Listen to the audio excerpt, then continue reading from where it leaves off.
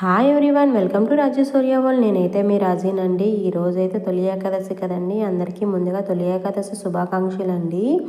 ఈ తొలి ఏకాదశికి మనం దేవునికి నైవేద్యంగా జొన్న పేలాల పిండిని అయితే పెడతాం కదండి. నాకైతే జొన్నలు అయితే దొరకలేదు, అందుకే ఇలా మొక్కజొన్నలతో పేలాల పిండి అయితే తయారు చేసి దేవునికి అయితే నైవేద్యంగా పెట్టానండి. ఈ తొలి ఏకాదశి అనేది ఆషాఢంలో వర్షాకాలంలో వస్తుంది కాబట్టి ఇది ప్రసాదంగా పెట్టి మనం తింటే మన బాడీకి హీట్ చేసి హెల్త్కి కూడా మంచిదండి. అందుకే ఈ జొన్న పేలాల పిండి అయితే తినమని పెద్దలు అయితే చెప్తారండి.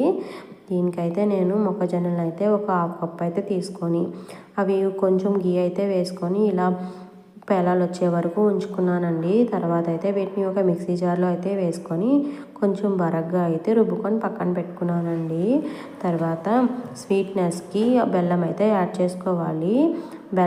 బెల్లం అయితే నేను ఒక 3 టేబుల్ స్పూన్స్ బెల్లం అయితే వేసుకొని ఒక 2 ఇలాచీ అయితే వేసుకొని బాగా గ్రైండ్ చేసుకున్నానండి. అంతేనండి, పేలాల పిండి అయితే రెడీ అయిపోతుందండి. ఇది హెల్త్కి కూడా మంచిదండి. ఎవరైనా ఉపవాసం చేసే వాళ్ళైనా ఏకాదశి రోజు మీకు ఎప్పుడు కుదిరితే అప్పుడైతే ఈ వర్షాకాలంలో తినండి. హెల్త్కి కూడా చాలా మంచిదండి. ఇలా బరగ్గా చేసుకుంటే సరిపోతుందండి. నేను ఈ పేలాల పిండితో పాటు ఏకాదశి ప్రసాదానికి ఈ శనగలు అయితే నానపెట్టుకున్నానండి. ఇలా శనగలను అయితే ఒక 6 అవర్స్ నానపెట్టుకొని బాగా వాష్ చేసుకొని ఒక ప్రెషర్ కుక్కర్లో అయితే వేసుకున్నానండి. ఒక 2 గ్లాసులు వాటర్ అయితే వేసుకొని ఒక 6-7 విజిల్స్ వచ్చే వరకు అయితే ఉంచుకున్నానండి మీడియం ఫ్లేమ్లో. విజిల్స్ వచ్చిన తర్వాత వాటర్ అంతా స్ట్రైన్ చేసేసుకున్నాను. తర్వాత అయితే ఆ శనగలను అయితే మనం తాలింపు పెట్టుకోవాలండి. తాలింపుకి ఒక బాండిల్లో అయితే ఆవు నెయ్యి అయితే వేసుకొని నెయ్యి బాగా మెల్ట్ అయిన తర్వాత కొంచెం ఆవాలు, కొంచెం మినపప్పు అయితే వేసుకొని బాగా ఫ్రై చేసుకోవాలండి. మినపప్పు బాగా ఫ్రై అయిన తర్వాత దీంట్లోకి మనం కొంచెం కరివేపాకు, ఒక 4-5 ఎండుమిర్చి అయితే వేసుకొని బాగా ఫ్రై చేసుకోవాలండి. ఫ్రై అయిన తర్వాత ముందుగా మనం స్ట్రైన్ చేసి పక్కన పెట్టుకున్న శనగలు అయితే వేసుకొని బాగా కలుపుకోవాలండి.